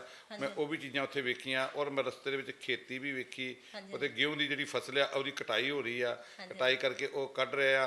ਪਰ ਇੰਡੀਆ ਨਾਲੋਂ ਥੋੜ੍ਹਾ ਜਿਹਾ ਫਰਕ ਆ ਇੱਥੇ ਦਾ ਔਰ ਉੱਥੇ ਦਾ, ਜਿਹੜੀ ਕਾਸ਼ਤ ਕਰਨ ਦਾ ਥੋੜ੍ਹਾ ਜਿਹਾ ਫਰਕ ਆ। ਜਿਵੇਂ ਕੀ ਫਰਕ ਹੈ ਜੀ ਉਹ? ਫਰਕ ਲੱਗਿਆ ਜਿਵੇਂ ਉੱਥੇ ਇੱਕ ਕਣਕ ਦਾ ਹੀ ਆ, ਜਿਵੇਂ ਕਣਕ ਹੁੰਦੀ ਆ, ਆਪਾਂ ਜਿਹਨੂੰ ਆਪਾਂ ਕਹਿ ਦਿੰਦੇ ਆ, ਕੋਈ ਉਹਨੂੰ ਹਿੰਦੀ 'ਚ ਕੋਈ ਗੰਦਮ ਕਹਿ ਦਿੰਦਾ, ਕੋਈ ਗੇਹੂੰ ਕਹਿ ਦਿੰਦਾ, ਕੋਈ ਕਣਕ ਕਹਿ ਦਿੰਦਾ। ਉਹਦੀ ਜਿਹੜੀ ਹਾਈਟ ਆ ਉਹ ਸਾਡੇ ਇੰਡੀਆ ਦੇ ਵਿੱਚ ਜਿਹੜੀ ਆ ਉਹ ਮੇਰੇ ਖਿਆਲ 3.5 ਫੁੱਟ 3.5 4 ਫੁੱਟ ਦੇ ਕਰੀਬ ਹੋ ਜਾਂਦੀ ਆ। ਇੱਥੇ ਜਿਹੜੀ ਮੈਂ 2 ਫੁੱਟ ਦੇ ਕਰੀਬ ਉਹਦੀ ਹਾਈਟ ਵੇਖੀ ਆ। ਇਹ ਇੱਕ ਮੈਂ ਨਵੀਂ ਇੱਥੇ ਆਣ ਕੇ ਚੀਜ਼ ਵੇਖੀ ਆ। ਬਾਕੀ ਇੱਥੋਂ ਦੇ ਔਰ ਉੱਥੋਂ ਦੇ ਕਾਨੂੰਨਾਂ ਦਾ ਬੜਾ ਫਰਕ ਆ। ਇੱਥੋਂ ਜਿਹੜੇ ਕਾਇਦਾ ਕਾਨੂੰਨ ਆ, ਇਹ ਆਸਟ੍ਰੇਲੀਆ ਦੇ ਜਿਹੜੇ ਇੱਕ ਬੜਾ ਡਿਫਰੈਂਸ ਜਿਹਾ ਮੈਨੂੰ ਲੱਗ ਰਿਹਾ। ਇੰਡੀਆ ਦਾ ਤੇ ਆਸਟ੍ਰੇਲੀਆ ਦਾ ਕਾਫੀ ਫਰਕ ਲੱਗ ਰਿਹਾ। ਕੀ ਫਰਕ ਲੱਗਿਆ? ਫਰਕ ਲੱਗਦਾ ਜੀ, ਉੱਥੇ ਕੋਈ ਜਿਵੇਂ ਰੂਲ ਆ, ਇੱਥੇ ਕੋਈ ਜਿਵੇਂ ਕੋਈ ਗੱਡੀ ਚਲਾ ਰਿਹਾ, ਕੋਈ ਕਾਰ ਚਲਾ ਰਿਹਾ, ਤੇ ਉਹਨੂੰ ਬਿਲਕੁਲ ਹੀ ਆਪਣੇ ਰੂਲ ਦੇ ਅੰਦਰ ਰਹਿ ਕੇ ਕੰਮ ਕਰ ਰਿਹਾ, ਪਰ ਉਹ ਤੋਂ ਬਾਹਰ ਨਹੀਂ ਜਾਂਦੇ। ਪਰ ਕਈ ਮੈਂ ਮੁੰਡੇ ਵੇਖੇ ਆ, ਮੈਂ ਥੋੜ੍ਹੇ ਦਿਨ ਇੱਕ ਦਿਨ ਵੇਖਿਆ, ਇੱਕ ਟੀ ਪੁਆਇੰਟ ਤੇ ਇੱਕ ਚੌਕ ਦੇ ਵਿੱਚ ਇੱਕ ਮੁੰਡੇ ਨੇ ਬੜਾ ਉੱਚੀ ਡੈਕ ਲਾਇਆ, ਸ਼ੀਸ਼ੇ ਖੋਲੇ। ਉਹ ਸਾਡੇ ਇੰਡੀਅਨ ਮੁੰਡਾ ਲੱਗ ਰਿਹਾ ਸੀ। ਉਹ ਜਿਵੇਂ ਇੰਡੀਆ ਵਾਲੇ ਰੂਲ ਇੱਥੇ ਆਸਟ੍ਰੇਲੀਆ ਜਾਣ ਕੇ ਵਰਤਣ ਡਿਆ। ਇਹਨਾਂ ਚੀਜ਼ਾਂ ਤੋਂ ਮੈਂ ਚਾਹੁੰਦਾ ਵੀ ਇਹ ਕੰਮ ਨਹੀਂ ਹੋਣਾ ਚਾਹੀਦਾ। ਜਿਵੇਂ ਦਾ ਇਲਾਕਾ ਵਾ ਉਵੇਂ ਰਹਿਣਾ ਚਾਹੀਦਾ, ਜਿਵੇਂ ਦਾ ਦੇਸ਼ ਆ ਉੱਦਾਂ ਦੇ ਹਿਸਾਬ ਦੇ ਨਾਲ ਉਹਨੂੰ ਢਲ ਜਾਣਾ ਚਾਹੀਦਾ ਬੰਦੇ ਨੂੰ, ਤੇ ਠੀਕ ਰਹਿੰਦਾ। ਮੈਂ ਦੇ ਹਿਸਾਬ ਲਾਉਣਾ ਵੀ ਇਵੇਂ ਦਾ ਹੋਣਾ ਚਾਹੀਦਾ ਵਾ। ਕਿਉਂਕਿ ਇਹ ਹੈ ਜੀ ਵੀ ਆਪਾਂ ਇਹਨਾਂ ਚੀਜ਼ਾਂ ਨੂੰ ਤਾਂ ਆਪਾਂ ਕਹਿੰਦੇ ਆ ਕਿ ਇੰਡੀਆ ਦੇ ਵਿੱਚ ਇਹ ਚੀਜ਼ਾਂ ਹੈ ਨਹੀਂ ਆ ਜੀ, ਤਾਂ ਕਰਕੇ ਅਸੀਂ ਬਾਹਰ ਭੱਜਦੇ ਆ ਕਿ ਉੱਥੇ ਕੋਈ ਰੂਲ ਰੈਗੂਲੇਸ਼ਨ ਹੈ ਨਹੀਂ। ਜੇ ਰੂਲ ਹੈਗੇ ਵੀ ਹੈ ਤਾਂ ਜੇ ਆਪਾਂ ਉਹਨਾਂ ਨੂੰ ਨਹੀਂ ਫੋਲੋ ਕਰਦੇ, ਕੋਈ ਰੋਕਣ ਵਾਲਾ ਹੈ ਨਹੀਂ, ਹੈ ਨਾ। ਤੇ ਜੇ ਫਿਰ ਆਪਾਂ ਇੱਥੇ ਆ ਕੇ ਵੀ ਉਹੀ ਕੁਛ ਕਰੀ ਜਾਵਾਂਗੇ ਤਾਂ ਫਿਰ ਤਾਂ ਕੋਈ ਫਰਕ ਨਾ ਹੋਇਆ ਨਾ। ਨਹੀਂ ਜੀ ਨਹੀਂ, ਇਹਨਾਂ ਚੀਜ਼ਾਂ ਨੂੰ ਆਪਣੇ ਦਿਮਾਗ ਦੇ ਵਿੱਚ ਰੱਖਣਾ ਚਾਹੀਦਾ ਵਾ। ਜਿਵੇਂ ਦੇ ਇੱਥੇ ਰੂਲ ਬਣੇ ਆ, ਉਹ ਰੂਲਾਂ ਨੂੰ ਤੋੜਨਾ ਨਹੀਂ ਚਾਹੀਦਾ। ਮੈਂ ਤੇ ਇਹ ਗੱਲ ਕਹਾਂਗਾ ਵੀ ਨਹੀਂ ਤੋੜਨਾ ਚਾਹੀਦਾ। ਇਹ ਆਸਟ੍ਰੇਲੀਆ ਵਾ, ਇਹ ਇੰਡੀਆ ਨਹੀਂ। ਇਹਨੂੰ ਆਸਟ੍ਰੇਲੀਆ ਦੇ ਵਿਹਾਰ ਵਿੱਚ ਰਹਿਣਾ ਚਾਹੀਦਾ। ਇਹਨੂੰ ਉਹਦੇ ਤੋਂ ਟਸ ਤੋਂ ਮਸ ਨਹੀਂ ਕਰਨਾ ਚਾਹੀਦਾ। ਜਿਵੇਂ ਸਾਡੇ ਉੱਥੇ ਇੰਡੀਅਨ ਬੱਚੇ ਆ, ਉਹ ਬੜਾ ਉੱਥੇ ਕਹਿੰਦੇ ਆ ਜੀ ਮੈਂ ਆਸਟ੍ਰੇਲੀਆ ਚੱਲਿਆ, ਮੈਂ ਆਸਟ੍ਰੇਲੀਆ ਚੱਲਿਆ। ਮੈਂ ਇੱਥੇ 2-3 ਮਹੀਨੇ, ਤੀਸਰਾ ਮਹੀਨਾ ਮੈਨੂੰ ਲੱਗ ਗਿਆ। ਮੈਂ ਇੱਥੇ ਆਣ ਕੇ ਦੇਖਿਆ ਵਾ, ਬੜਾ ਸਟਰਗਲ ਕਰਨਾ ਪੈਂਦਾ ਬੱਚਿਆਂ ਨੂੰ, ਬੜਾ ਸੰਕਟ ਦੀ ਘੜੀ ਦੇ ਵਿੱਚ ਦੀ ਲੰਘ ਕੇ ਜਾਣਾ ਪੈਂਦਾ ਵਾ। ਤੇ ਉਹ ਫੇਰ ਜਾ ਕੇ ਪਹਿਲੇ ਸਾਲ, ਤੇ ਮੈਂ ਬੰਦੇ ਨੂੰ ਜਿਹੜਾ ਇੰਡੀਆ ਤੋਂ ਆਉਂਦਾ ਵਾ ਪਹਿਲੇ ਸਾਲ, ਮੈਂ ਸਮਝਦਾ ਵੀ ਉਹ ਬੰਦੇ ਨੂੰ ਬੜੀ ਮੁਸ਼ਕਲ ਦੇ ਵਿੱਚ ਦੀ ਉਹ ਲੰਘਦਾ, ਮੈਂ ਜੋ ਵੇਖ ਕੇ ਚੱਲਿਆ। ਤੇ ਜਿਹੜਾ ਦੂਜਾ ਸਾਲ ਹੈ ਉਹਨੂੰ ਕੋਈ ਥੋੜਾ ਜਿਹਾ ਰਿਲੀਫ ਮਿਲਦੀ ਆ। ਤੇ ਤੀਜੇ ਸਾਲ ਤੇ ਉਹਨੂੰ ਬੈਕ ਫੀਡ ਮਿਲਦੀ ਹੈ। ਜਿਵੇਂ ਬੈਕ ਹੋਣਾ ਚਾਲੂ ਹੋ ਜਾਂਦਾ, ਜਿੱਦਾਂ ਕੋਈ ਬੈਂਕ ਦੇ ਵਿੱਚ ਜਮ੍ਹਾਂ ਕਰਾਇਆ ਹੁੰਦਾ ਤੇ ਉਹਦਾ ਇੰਟਰਸਟ ਮਿਲਦਾ ਨਾ, ਉਹਨੂੰ ਤੀਜੇ ਸਾਲ ਦੇ ਵਿੱਚ ਵਾਪਸ ਮਿਲਣਾ ਹੋ ਜਾਂਦਾ। ਤੇ ਚੌਥੇ ਸਾਲ ਦੇ ਵਿੱਚ ਥੋੜਾ ਜਿਹਾ ਖੁਸ਼ਹਾਲ ਹੋ ਜਾਂਦਾ। ਤੇ ਫਿਰ ਚੌਥੇ ਦੇ ਲਾਸਟ ਔਰ ਇਹ 5 ਦੇ ਪਹਿਲੇ ਹਫਤੇ ਜਾਂ ਪਹਿਲੇ ਮੰਥਲੀ ਦੇ ਵਿੱਚ ਉਹਦਾ ਤਕਰੀਬਨ ਕੁਦਰਤੀ ਬਣ ਜਾਂਦਾ। ਇੱਥੇ ਜਿਹਨੂੰ NRI ਬਣ ਜਾਂਦਾ, ਉਹ PR ਵਗੈਰਾ ਹੋ ਜਾਂਦਾ, ਉਹਦੀ ਖੁਸ਼ਹਾਲੀ ਹੋ ਰਹਿੰਦੀ ਆ। ਫਿਰ ਉਹ ਗੱਡੀ ਲੈ ਲੈਂਦਾ, ਫਿਰ ਘੁੰਮਦਾ ਫਿਰਦਾ, ਫਿਰ ਇੱਥੋਂ ਦਾ ਫਿਰ ਉਹ ਇੰਜੋਇਮੈਂਟ ਕਰਦਾ। ਉਹਦਾ ਸਿਸਟਮ ਜਿਹੜਾ ਉਹ ਐਵੇਂ ਦਾ ਹੋ ਜਾਂਦਾ। ਇਸ ਕਰਕੇ ਪਹਿਲੇ ਸਾਲ ਜਿਵੇਂ ਸਾਡੇ ਬੱਚੇ ਉੱਥੋਂ ਆਉਂਦੇ, ਉਹਨਾਂ ਨੂੰ ਬੜਾ ਸਟਰਗਲ ਕਰਨਾ ਪੈਂਦਾ, ਬੜੀ ਮੁਸ਼ਕਿਲ ਦੇ ਵਿੱਚ। ਕਿਉਂਕਿ ਮੈਨੂੰ ਲੱਗਦਾ ਵੀ ਜਿਹੜੇ ਤੁਸੀਂ ਰੂਲ ਰੈਗੂਲੇਸ਼ਨ ਦੀ ਗੱਲ ਕੀਤੀ, ਉਹ ਆਪਾਂ ਨੂੰ ਉੱਥੇ ਆਦਤ ਨਹੀਂ ਹੁੰਦੀ, ਤਾਂ ਉਹਨਾਂ ਕਰਕੇ ਵੀ ਥੋੜਾ ਜਿਹਾ ਹੁੰਦਾ ਕਿ ਉਹ ਫੋਲੋ ਕਰਨੇ ਵੀ ਥੋੜੇ ਔਖੇ ਲੱਗਦੇ ਹੁੰਦੇ ਆ ਨਾ। ਹਾਂ ਜੀ ਹਾਂ, ਬਿਲਕੁਲ। ਆ ਮੈਂ ਥੋੜੇ ਦਿਨ 골ਡ ਕੋਸਟ ਇੱਕ ਬੀਚ ਤੇ ਗਿਆ ਵਾਂ, ਉੱਥੇ ਵੀ ਸਾਡੇ ਇੰਡੀਅਨ ਗੋਰੇ ਨਹਾ ਰਹੇ ਸੀ, ਬੜੇ ਤਰੀਕੇ ਦੇ ਨਾਲ, ਬੜੇ ਢੰਗ ਦੇ ਨਾਲ ਨਹਾ ਰਹੇ ਸੀ। ਤੇ ਜਿਹੜੇ ਸਾਡੇ ਇੰਡੀਅਨ ਹੈ ਉਹ ਫਿਰ ਉਹੀ ਇੰਡੀਆ ਵਾਲੀ ਉੱਥੇ ਜਿਵੇਂ ਬੰਦੇ ਖਰਮਸਤੀ ਕਰਦੇ ਆ ਇਵੇਂ ਕਰ ਰਹੇ ਸੀ। ਇਸ ਕਰਕੇ ਉਹਨਾਂ ਨੂੰ ਚਾਹੀਦਾ ਇਹਨਾਂ ਦੇ ਨਾਲ ਆਣ ਕੇ, ਜਿਵੇਂ ਆਸਟ੍ਰੇਲੀਆ ਵਾਲੇ ਬੰਦੇ ਇਹਨਾਂ ਦੇ ਨਾਲ ਆਣ ਕੇ ਜਿਵੇਂ ਇਹ ਕਰ ਰਿਹਾ, ਉਹਨਾਂ ਨੂੰ ਰੂਲ ਨਹੀਂ ਤੋੜਨਾ ਚਾਹੀਦਾ। ਮੈਂ ਤਾਂ ਕਹਿੰਦਾ ਇਸ ਦੇ ਨਾਲ ਚੱਲਣਾ ਚਾਹੀਦਾ। ਰੂਲ ਜਿਹੜਾ ਤੋੜਨਾ ਬੜਾ ਇੱਕ ਵੱਡਾ ਮਹਾਪਾਪ ਗਿਣ ਲੂੰਗਾ, ਜਾਂ ਮੈਂ ਤੈਨੂੰ ਇਹ ਗੱਲ ਕਹੂੰਗਾ ਵੀ ਨਹੀਂ। ਕਿਉਂਕਿ ਜਿਵੇਂ ਆਪਾਂ ਕਹਿੰਦੇ ਆ ਵੀ ਕਈ ਵਾਰੀ ਆਪਾਂ ਕੋਈ ਚੀਜ਼ਾਂ ਇਸ ਕਰਕੇ ਵੀ ਕਰਦੇ ਹਾਂ ਕਿਹੜਾ ਕੋਈ ਦੇਖਦਾ ਹੈ, ਤਾਂ ਫਿਰ ਆਪਾਂ ਜਿਹੜੇ ਇੰਡੀਅਨ ਲੋਕਾਂ ਅਸੀਂ ਤਾਂ ਰੱਬ ਨੂੰ ਮਤਲਬ ਕਿ ਬਹੁਤ ਵੱਡੀ ਸ਼ਕਤੀ ਮੰਨਦੇ, ਤੇ ਘੱਟੋ ਘੱਟ ਉਹ ਤਾਂ ਦੇਖ ਹੀ ਰਿਹਾ ਹੁੰਦਾ ਨਾ, ਜਾਂ ਫਿਰ ਤੁਸੀਂ ਤਾਂ ਆਪਣੇ ਆਪ ਨੂੰ ਦੇਖ ਹੀ ਰਹੇ ਹੁੰਦੇ ਹੋ ਨਾ, ਹੈਨਾ। ਹਾਂਜੀ, ਵੇਖੋ ਜੀ ਤੁਸੀਂ ਗੱਲ ਕੀਤੀ ਆ ਮੈਡਮ ਜੀ, ਆ ਮੈਨੂੰ ਪੁੱਛਿਆ ਵੀ ਇਹਦੇ ਵਾਸਤੇ ਵੀ ਉਹਨੂੰ ਕੋਈ ਦੇਖਦਾ ਨਹੀਂ। ਜਦੋਂ ਵੀ ਕੋਈ ਚੋਰ ਚੋਰੀ ਕਰਦਾ ਨਾ, ਚੋਰ ਚੋਰੀ ਕਰਦਾ ਤੇ ਚੋਰ ਵੀ ਕਹਿੰਦਾ ਮੈਨੂੰ ਕੋਈ ਨਹੀਂ ਵੇਖਣ ਡਿਆ, ਪਰ ਉਹਨੂੰ ਪ੍ਰਮਾਤਮਾ ਬੜੀ ਉੱਪਰ ਬੈਠ ਕੇ ਬੜੇ ਤਰੀਕੇ ਤੇ ਬੜੇ ਢੰਗ ਦੇ ਉਹਨੂੰ ਵੇਖ ਰਿਹਾ। ਪ੍ਰਮਾਤਮਾ ਵੇਖ ਰਿਹਾ, ਉਹਨੂੰ ਸਾਰਾ, ਉਹਨੂੰ ਕੈਮਰਾ ਲੱਗਾ ਵਾ, ਉਹਨੂੰ ਸਭ ਵੇਖ ਰਿਹਾ ਵਾ। ਬੰਦਾ ਕਹਿੰਦਾ ਮੈਨੂੰ ਕੋਈ ਨਹੀਂ ਦੇਖ ਰਿਹਾ, ਪਰ ਉਹਨੂੰ ਸਾਰਾ ਵੇਖ ਰਿਹਾ ਜੀ ਉੱਤੇ। ਕੋਈ ਨਾ ਵੇਖੇ, ਪ੍ਰਮਾਤਮਾ ਨੂੰ ਜ਼ਰੂਰ ਵੇਖ ਰਿਹਾ ਵੀ ਬੰਦਾ ਚੰਗੇ ਕੰਮ ਕਰ ਰਿਹਾ, ਮਾੜੇ ਕੰਮ ਕਰ ਰਿਹਾ। ਇਸ ਕਰਕੇ ਸਾਨੂੰ ਇਨਸਾਨ ਆ, ਇਨਸਾਨੀਅਤ ਦੇ ਆਏ ਆ, ਤੇ ਸਾਨੂੰ ਚੰਗੇ ਕੰਮ ਕਰਨੇ ਚਾਹੀਦੇ। ਚੰਗੇ ਕੰਮਾਂ ਦੇ ਵਿੱਚ ਹੀ ਸਾਨੂੰ ਫਾਇਦਾ। ਕੋਈ ਇਸ ਬੰਦੇ ਦੀ ਜੂਨ 'ਚ ਆਏ ਆ, ਕੋਈ ਗਲਤ ਕੰਮ ਨਾ ਕਰਕੇ ਜਾਈਏ ਜਿਹਨਾਂ ਲੋਕੀ ਕਹਿਣ ਵੀ ਬੰਦਾ ਬੜਾ ਘਟੀਆ ਬੰਦਾ ਸੀ। ਚੰਗੇ ਕੰਮ ਕਰਕੇ ਜਾਈਏ, ਉਹਦੇ ਵਿੱਚ ਮੈਂ ਤੁਹਾਨੂੰ ਕਹਾਂਗਾ। ਤੇ ਜਿਵੇਂ ਤੁਹਾਡੀਆਂ ਬੇਟੀਆਂ ਬਾਹਰ ਹੈ, ਤਾਂ ਤੁਸੀਂ ਕੁਝ ਸੋਚ ਕੇ ਉਹਨਾਂ ਨੂੰ ਬਾਹਰਲੇ ਦੇਸ਼ ਭੇਜਿਆ ਹੋਣਾ ਨਾ, ਤੇ ਤੁਹਾਨੂੰ ਕੀ ਲੱਗਦਾ ਕਿ ਜਿਹੜੇ ਸੁਪਨੇ ਤੁਸੀਂ ਸੋਚ ਕੇ ਭੇਜੇ ਸੀ, ਜਾਂ ਜਿਹੜੇ ਸੁਪਨੇ ਉਹ ਲੈ ਕੇ ਆਈਆਂ ਸੀ, ਉਹ ਪੂਰੇ ਹੋ ਰਹੇ ਆ ਉਹਨਾਂ ਦੇ? ਹਾਂ, ਬਿਲਕੁਲ ਹੋ ਰਹੇ ਜੀ, ਬਿਲਕੁਲ। ਮੈਂ ਪ੍ਰਮਾਤਮਾ ਅੱਗੇ ਇਹੀ ਅਰਦਾਸ ਕੀਤੀ ਸੀ ਜਦੋਂ ਮੇਰੇ ਘਰ ਪਹਿਲਾ ਬੇਟਾ ਆਇਆ ਸੀ। 2 ਬੇਟੀਆਂ ਹੋਈਆਂ ਸੀ, ਵੱਡਾ ਬੇਟਾ ਸੀ, 2 ਛੋਟੀਆਂ ਬੇਟੀਆਂ ਹੋਈਆਂ। ਮੈਂ ਉਹਨਾਂ ਨੂੰ ਪੜ੍ਹਾਇਆ ਲਿਖਾਇਆ, ਅੱਛੀ ਤਾਲੀਮ ਦਿੱਤੀ, ਅੱਛਾ ਉਹਨਾਂ ਨੂੰ ਦੱਸਿਆ। ਪਰ ਉਹਨਾਂ ਨੂੰ ਮੈਂ ਵਿਆਹਿਆ ਤੇ ਲੋਕਲ ਸੀ, ਪਰ ਉਹਨਾਂ ਦੀ ਕਿਸਮਤ ਲੋਕਲ, ਇੱਕ ਨੂੰ ਅੰਮ੍ਰਿਤਸਰ ਦੇ ਲਾਗੇ ਛਿਆਟਾ ਵਾ, ਉੱਥੇ ਵਿਆਹਿਆ ਸੀ। ਇੱਕ ਨੂੰ ਮੈਂ ਗੁਰਦਾਸਪੁਰ ਦੇ ਲਾਗੇ ਮੁਕੇਰੀਆਂ, ਉੱਥੇ ਵਿਆਹਿਆ ਸੀ। ਪਰ ਕੁਦਰਤ ਨੇ ਉਹਨਾਂ ਨੂੰ ਖਿੱਚ ਕੇ, ਵੱਡੀ ਨੂੰ ਦੁਬਈ ਚਲੇ ਗਈ ਤੇ ਛੋਟੀ ਜਿਹੜੀ ਆਸਟ੍ਰੇਲੀਆ ਆ ਗਈ ਆ, ਉਹਨਾਂ ਦੀ ਕਿਸਮਤ ਦੇ ਵਿੱਚ ਹੀ। ਤੇ ਛੋਟੀ ਜਿਹੜੀ ਆਸਟ੍ਰੇਲੀਆ ਆਈ ਆ, ਉਹਦੇ ਬਿਹਾਵ ਤੇ ਉਹਨੇ ਮੈਨੂੰ ਔਰ ਆਪਣੀ ਮੰਮੀ ਨੂੰ, ਦੋਨਾਂ ਨੂੰ ਬੁਲਾਇਆ ਵੀ ਆਓ ਜੀ ਇੱਥੇ ਆਓ। ਉਹਨੇ, ਸਾਡਾ ਜਵਾਈ ਆ, ਉਹਨਾਂ ਨੇ ਵੀ ਸਾਨੂੰ, ਸਾਡੀ ਬੇਟੀ ਨੇ ਸਾਨੂੰ ਇੱਥੇ ਬੁਲਾਇਆ। ਯਾਨੀ ਕਿ ਤੁਸੀਂ ਸਮਝਦੇ ਹੋ ਕਿ ਵੀ ਜਿਹੜਾ ਸੁਪਨਾ ਦੇਖਿਆ ਸੀ ਉਹ ਪੂਰਾ ਹੋ ਰਿਹਾ ਹੈ, ਮਤਲਬ ਕਿ ਜੇ ਉਹਨਾਂ ਦੇ ਕਰਕੇ ਤੁਸੀਂ ਅੱਜ ਇੱਥੇ ਬੈਠੇ? ਬਿਲਕੁਲ ਜੀ। ਮੈਂ ਤੇ ਉਹ ਸਾਡੀ ਜਵਾਈ ਸਾਹਿਬ ਜਿਹੜੇ ਸਾਡੇ, ਔਰ ਸਾਡੀ ਛੋਟੀ ਬੇਟੀ, ਮੈਂ ਉਹਨਾਂ ਦੀ ਬਦੌਲਤ ਆਸਟ੍ਰੇਲੀਆ ਆਇਆ ਔਰ ਆਸਟ੍ਰੇਲੀਆ ਵੇਖਿਆ। ਨਹੀਂ ਤੇ ਮੇਰੀ ਕਿਸਮਤ 'ਚ ਜਾਂ ਮੇਰੇ ਭਾਗਾਂ 'ਚ ਨਹੀਂ ਸੀ ਹੈਗਾ। ਮੈਂ ਕਦੀ ਸੋਚਿਆ ਨਹੀਂ ਸੀ। ਮੈਂ ਇੰਡੀਆ ਬੈਠ ਕੇ, ਕੋਈ ਕਹਿੰਦਾ ਸੀ ਮੈਂ ਜੀ ਚੱਲਿਆ ਜੀ ਕੈਨੇਡਾ ਚੱਲਿਆ, ਕੋਈ ਅਮਰੀਕਾ ਚੱਲਿਆ, ਕੋਈ ਆਸਟ੍ਰੇਲੀਆ ਚੱਲਿਆ। ਮੈਂ ਤੇ ਆਪਣੀ ਬੇਟੀ ਔਰ ਆਪਣੇ ਜਵਾਈ ਦੇ ਸਿਰ ਤੇ, ਮੈਂ ਔਰ ਮੇਰੀ ਵਾਈਫ, ਮੈਂ ਫਸਟ ਟਾਈਮ ਪਹਿਲੀ ਵਾਰ ਇੱਥੇ ਆਇਆ। ਔਰ ਮੇਰਾ ਅੱਗੇ ਤੋਂ ਵੀ, ਮੈਂ ਮਹਾਰਾਜ ਸੁੱਖ ਰੱਖੇ ਪ੍ਰਮਾਤਮਾ, ਤੇ ਮੈਂ ਸਾਲ ਦੇ ਸਾਲ ਇੱਥੇ ਆਉਂਦਾ ਰਵਾਂਗਾ, ਵਿਜ਼ਿਟ ਕਰਦਾ। ਹਾਂਜੀ, ਜ਼ਰੂਰ ਆਇਓ, ਜ਼ਰੂਰ। ਅਸੀਂ ਤਾਂ ਹੀ ਜਾਵਾਂਗੇ। ਫਿਰ ਅੰਕਲ ਜੀ, ਆਪਾਂ ਇਹ ਵੀ ਕਹਿ ਸਕਦੇ ਹਾਂ ਨਾ ਵੀ ਬੇਟੀ ਦੀ ਕਰਕੇ ਤੁਸੀਂ ਅੱਜ ਇੱਥੇ ਆਸਟ੍ਰੇਲੀਆ 'ਚ ਆਏ ਹੋ, ਹਨਾ? ਦੇਖੋ ਜੀ, ਮੈਂ ਕਈ ਵਾਰੀ ਆਪਾਂ ਬੇਟੇ ਤੇ ਬੇਟੀ 'ਚ ਡਿਫਰੈਂਸ ਕਰ ਲੈਂਦੇ ਆ, ਫਿਰ ਉਹ ਗੱਲ ਨਹੀਂ ਕਰਨੀ ਚਾਹੀਦੀ। ਨਹੀਂ ਜੀ, ਮੈਂ ਇਹ ਸੋਚਦਾ, ਮੈਂ ਜਿਵੇਂ ਮੇਰਾ ਬੇਟਾ, ਮੈਂ ਬੇਟੇ ਨਾਲੋਂ ਵੀ ਵੱਧ ਜਿਸ ਤਰ੍ਹਾਂ ਬੇਟੀਆਂ ਨੂੰ ਪਹਿਲ ਦਿੰਦਾ ਵਾਂ। ਮੇਰੀ ਜਿਹੜੀ ਛੋਟੀ ਬੇਟੀ ਆ, ਮੈਂ ਜਿੱਦਣ ਇਹ ਹੋਈ ਸੀ, ਮੈਂ ਉਦੋਂ ਹੀ ਬੜਾ ਖੁਸ਼ ਹੋਇਆ ਸੀ। ਪਹਿਲਾਂ ਬੇਟਾ ਸੀ, ਮੁੜ ਕੇ ਵੱਡੀ ਬੇਟੀ, ਮੁੜ ਕੇ ਇਹ ਬੇਟੀ। ਅਸੀਂ ਦੋਨਾਂ ਜਾਣਿਆਂ ਨੇ ਬੜਾ ਇਹਨੂੰ, ਮੇਰਾ ਉਦੋਂ ਇੱਕ ਛੋਟਾ ਜਿਹਾ ਨਾ, ਜਿਵੇਂ ਇੱਕ ਐਕਸੀਡੈਂਟ ਜਿਹਾ ਹੋਇਆ ਸੀ, ਪਰ ਉਹਦੇ ਵਿੱਚ ਵੀ ਮੈਨੂੰ ਪ੍ਰਮਾਤਮਾ ਨੇ ਰੱਖਿਆ ਸੀ। ਪਰ ਮੈਨੂੰ ਸਾਰੇ ਲੋਕੀ ਕਹਿੰਦੇ ਤੂੰ ਇਸ ਬੇਟੀ ਦੀ ਬਦੌਲਤ ਤੇਰਾ ਵਾਲ ਵਿੰਗਾ ਨਹੀਂ ਹੋਇਆ। ਤੇ ਉਸ ਤੋਂ ਬਾਅਦ ਮੈਂ ਜੇ ਅੱਜ ਇੱਥੇ ਆਇਆ ਤੇ ਬੇਟੀ ਦੀ ਬਦੌਲਤ ਜਾਂ ਆਪਣੇ ਜਵਾਈ ਸਾਹਿਬ ਦੀ ਬਦੌਲਤ ਮੈਂ ਇੱਥੇ ਆਇਆ। ਇਹਦਾ ਮੈਂ ਆਸਟ੍ਰੇਲੀਆ ਐਂਟਰ ਕਰ ਨਹੀਂ ਸਕਦਾ, ਮੇਰਾ ਕੋਈ ਰਾਹ ਰਸਤਾ ਨਹੀਂ। ਇਹ ਪ੍ਰਮਾਤਮਾ ਨੇ ਜਾਂ ਇਹ ਪ੍ਰਮਾਤਮਾ ਤੋਂ ਬਾਅਦ ਮੈਂ ਇਸ ਬੇਟੀ ਦਾ ਜਾਂ ਆਪਣੇ ਜਵਾਈ ਸਾਹਿਬ ਦਾ ਇਹ ਕਹੂੰਗਾ ਵੀ ਜਿਨ੍ਹਾਂ ਨੇ ਮੈਨੂੰ ਇੱਥੇ ਬੁਲਾਇਆ ਤੇ ਮੈਂ ਆਇਆ। ਉੱਦਾਂ ਐਂਦਾ ਮੈਂ ਇੱਥੇ ਆਸਟ੍ਰੇਲੀਆ ਦੇ ਵਿੱਚ ਐਂਟਰ ਨਹੀਂ ਕਰ ਸਕਦਾ। ਪਰ ਮੈਂ ਸਮਝਦਾ ਵੀ ਬੇਟਿਆਂ ਨਾਲੋਂ ਜਿਹੜੀਆਂ ਧੀਆਂ ਇਹ ਵੱਧ ਹੋਣੀ ਚਾਹੀਦੀਆਂ। ਔਰ ਮੈਂ ਵੀ ਲੋਕਾਂ ਨੂੰ ਮੈਂ ਇਹ ਗੱਲ ਕਹੂੰਗਾ ਵੀ ਇਹਦਾ ਸਤਿਕਾਰ, ਜਿਹੜਾ ਧੀਆਂ ਦਾ ਸਤਿਕਾਰ ਕਰਨਾ ਚਾਹੀਦਾ, ਇਹਨਾਂ ਨੂੰ ਪਿਆਰ ਕਰਨਾ ਚਾਹੀਦਾ ਜਿੰਨਾ ਵੀ ਹੋ ਸਕੇ। ਮੈਂ ਤੇ ਬਹੁਤ ਕਰਦਾ, ਤੇ ਮੈਂ ਅੱਗੇ ਵੀ ਸਾਰੇ ਸੱਜਣਾ ਮਿੱਤਰਾਂ ਨੂੰ ਕਹਾਂਗਾ ਵੀ ਬੇਟੀਆਂ ਨੂੰ ਜਿਸ ਤਰ੍ਹਾਂ ਆਪਣੇ ਬੇਟਿਆਂ ਨਾਲ ਕਰਦੇ ਜੇ, ਉਸ ਤੋਂ ਵੱਧ ਇਹਨਾਂ ਦੇ ਨਾਲ ਬੇਟੀਆਂ ਨਾਲ ਕਰੋ। ਹਾਂਜੀ ਦੋਸਤੋ, ਅੰਕਲ ਜੀ ਨੇ ਸਾਨੂੰ ਬਹੁਤ ਵਧੀਆ ਸੁਨੇਹੇ ਦਿੱਤੇ ਆ 2। ਪਹਿਲਾ ਕਿ ਜੇ ਤੁਸੀਂ ਬਾਹਰਲੇ ਦੇਸ਼ ਦੇ ਵਿੱਚ ਜਾਂਦੇ ਹੋ ਤਾਂ ਉੱਥੋਂ ਦੇ ਦੇਸ਼ ਦੇ ਰੂਲ ਰੈਗੂਲੇਸ਼ਨ ਨੂੰ ਜ਼ਰੂਰ ਫੋਲੋ ਕਰੋ। ਤੇ ਦੂਸਰਾ, ਬੇਟੇ ਤੇ ਬੇਟੀ ਦੇ ਵਿੱਚ ਕੋਈ ਫਰਕ ਨਹੀਂ ਹੁੰਦਾ। ਕੋਈ ਪਤਾ ਨਹੀਂ ਤੁਹਾਨੂੰ ਕਿਹਨੇ ਤੁਹਾਨੂੰ ਕਿੱਥੋਂ ਤੱਕ ਪਹੁੰਚਾ ਦੇਣਾ, ਇਸ ਕਰਕੇ ਹਮੇਸ਼ਾ ਆਪਣੇ ਬੇਟੇ ਤੇ ਬੇਟੀਆਂ ਨੂੰ ਬਰਾਬਰ ਸਮਝੋ। ਤੇ ਅੰਕਲ ਜੀ, ਕੋਈ ਹੋਰ ਸੁਨੇਹਾ ਦੇਣਾ ਚਾਹੋਗੇ ਸਾਡੇ ਦਰਸ਼ਕਾਂ ਨੂੰ ਤੁਸੀਂ? ਮੈਂ ਵੇਖੋ ਜੀ, ਮੈਂ ਤੇ ਇਹੋ ਸੰਦੇਸ਼ਾ ਦੇਣਾ ਚਾਹੁੰਦਾ ਵੀ ਆਪਸ ਵਿੱਚ ਰਲ ਮਿਲ ਕੇ ਤੇ ਆਪਸ ਵਿੱਚ ਪਰਿਵਾਰ ਦੇ ਵਿੱਚ ਰਹੋ, ਔਰ ਸਾਰੇ ਆਸਟ੍ਰੇਲੀਆ ਵਾਸੀਆਂ ਨੂੰ ਵੀ ਮੈਂ ਇਹ ਗੱਲ ਕਹਾਂਗਾ ਵੀ ਜਿੰਨੇ ਵੀ ਇੰਡੀਅਨ ਭਰਾ ਇੱਥੇ ਆਏ ਹੋਏ ਨੇ ਇੱਕ ਸਾਰੇ ਇੱਕ ਯੂਨਿਟੀ ਬਣਾ ਕੇ ਇੱਕ ਸਾਰੇ ਪਰਿਵਾਰ ਦੀ ਤਰ੍ਹਾਂ ਰਹੋ ਤਾਂ ਕਿ ਕਿਸੇ ਨੂੰ ਕੋਈ ਮੁਸ਼ਕਲ ਕਿਸੇ ਨੂੰ ਭੀੜ ਬਣਦੀ ਆ ਤੇ ਆਪਾਂ ਇਕੱਠੇ ਹੋ ਕੇ ਉਹਦਾ ਕਰੀਏ ਤੇ ਸਾਰਾ ਸਾਥ ਦਈਏ ਤੇ ਉਹਦੇ ਵਿੱਚ ਉਹਨਾਂ ਦੀ ਬਿਹਤਰੀ ਹੋਊਗੀ ਔਰ ਵਧੀਆ ਰਹੂਗਾ। ਮੈਂ ਇਹਨਾਂ ਗੱਲਾਂ ਦੇ ਨਾਲ ਤੁਹਾਨੂੰ ਸਾਰਿਆਂ ਨੂੰ ਜੀ ਆਇਆਂ ਕਹਿੰਦਾ ਵਾਂ।